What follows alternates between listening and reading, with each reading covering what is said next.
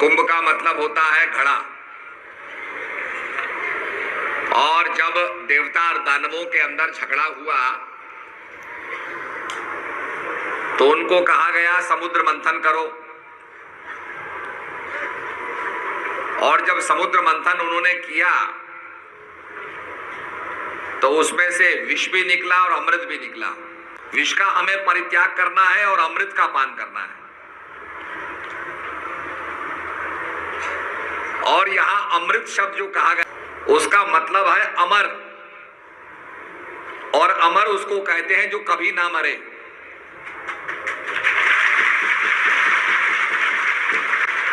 तो जब अमृत का कलश निकला तो उस पर झगड़ा हुआ। अब जब झगड़ा हुआ तो उस अमृत के कलश से 4 बूंदें धरती पर गिरी। और ये बताया जाता है कि उज्जैन में, नासिक में, हरिद्वार में और प्रयागराज में वो 4 बूंदें गिरी। जो ज्ञानी लोग हैं वो जानते हैं कि गुरु महाराज की जो 4 क्रियाएं हैं वो अमृत की 4 बूंदें हैं। और यहां पर भी जो अमृत की बूंद गिरी तो उस स्थान पर स्नान करने के लिए, ताकि स्नान तो हम कहीं भी कर सकते हैं, पर वहां पर स्नान का इसलिए महत्व बताया गया कि जहां अमृत की बूंद होगी उसका कुछ ना कुछ प्रभाव हमें भी प्राप्त होगा, वो अमृत का अंश हमें भी प्राप्त होगा और हम भी अमर हो जाएंगे। तो इतना बड़ा ये कुंभ जो दुनिया का सबसे बड़ा पर्व है, फेस्टिवल है, और इसी भावना से आ रहे हैं कि हमें अमृत का अंश प्राप्त हो, हम भी अमर हो जाएं। अब यहां पर 2 धाराएं हैं, एक गंगा की, एक यमुना की। तो गंगा यमुना की 2 धाराएं यहां मिलती हैं, और ये हमारे संत बताते हैं कि तीसरी धारा जमीन के नीचे जो नजर नहीं आती है, इनविजिबल है, वो है सरस्वती। अब वो सरस्वती की धारा जो है, सरस्वती माने होता है विद्या, ज्ञान। तो विद्या और ज्ञान क्या है, वो विजिबल नहीं है। ऐसा नहीं कि जैसे एक कैंप है और कैंप आपने देख लिया, गंगा की और यमुना की धारा आपने देख ली, ये तो विजिबल है, दिखता है ये तो।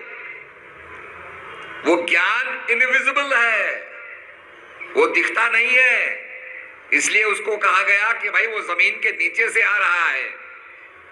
अब उस ज्ञान को जब प्राप्त करेंगे तो त्रिवेणी में हमारा स्नान सफल होगा।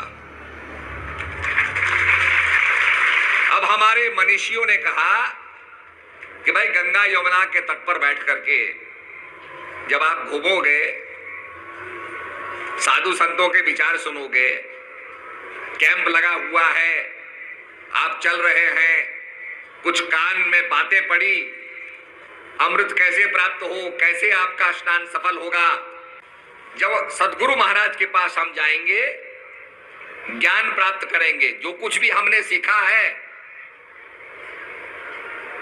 वो गुरु के आशीर्वाद से सीखा है, और ज्ञानंजन सदगुरु दिया, अज्ञान अंधेर विनाश, हरि कृपा ते संत भेटिया, नानक मन प्रकाश। ज्ञान तो सदगुरु से प्राप्त होता है, इसीलिए गु माने होता है अंधकार, रू माने प्रकाश।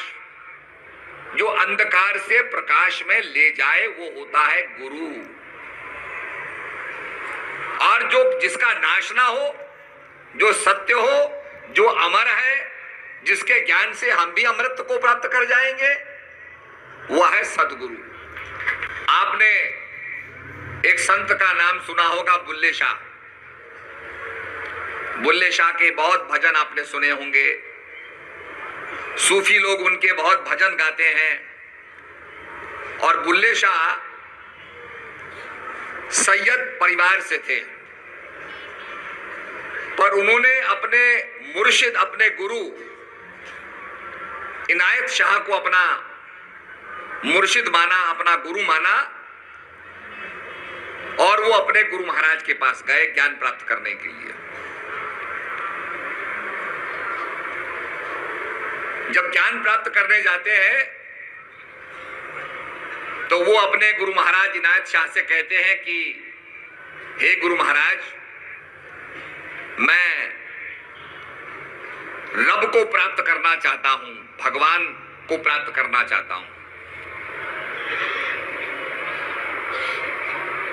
जिस समय वो अपने गुरु महाराज के पास जाते हैं, वो एक बगीचा था। अब बगीचे में बहुत से पेड़ लगे थे, उन पेड़ों के ऊपर आम के फल थे। बुल्ले शाह चाहते थे कि मैं जाऊं और बिना बताए अपना परिचय दूं, तो वो गए। उनके अंदर मानसिक संकल्प की शक्ति बड़ी शक्तिशाली थी। जैसे ही वो अपने गुरु के पास गए, खड़े हो गए, उन्होंने अपनी मानसिक शक्ति से आमों को गिराना शुरू किया। धड़ाधड़ पेड़ों से आम गिरने लगे। इनायत शाह जो उनके मुर्शिद थे, उन्होंने देखा, उन्होंने कहा भाई तुम कौन हो और ये आमों की चोरी क्यों कर रहे हो? तो बुल्ले शाह ने कहा, हजूर मैं तो ना तो आम तोड़ रहा हूं ना मैं चोरी कर रहा हूं। तो गुरु महाराज कहने लगे, तुम तो बड़े चोर भी हो और बड़े चतुर भी हो, काय के लिए तुम मेरे पास आए हो? तो बुल्ले शाह कहते हैं, हजूर अपने मुर्शिद से कहते हैं, प्रार्थना करते हुए कहते हैं कि मैं रब को प्राप्त करना चाहता हूं। और ये प्रार्थना करते हुए अपने गुरु महाराज के चरणों में प्रणाम करने लगे। गुरु महाराज ने कहा, बुलिया खड़े हो जा। बुलिया रब दा की पौना। तो वो कहते हैं कि अगर तू रब को प्राप्त करना चाहता है तो इधरे पुटना तो इधरों लौना। जब गुरु महाराज ने कहा कि तू अपने मन को,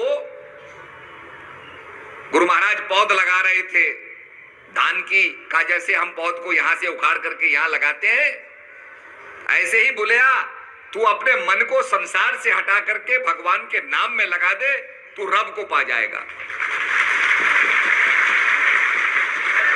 कितनी सार गर्भित बात, कितने शास्त्रों की बात का निचोड़ गुरु महाराज ने उसको सौंप दिया, बता दिया। बुल्ले शाह ने गुरु महाराज की भक्ति की, ज्ञान प्राप्त किया और संसार से अब से मन को हटा करके और गुरु महाराज के ज्ञान में लगा दिया। इधरे पुटना तो उधरे लौना।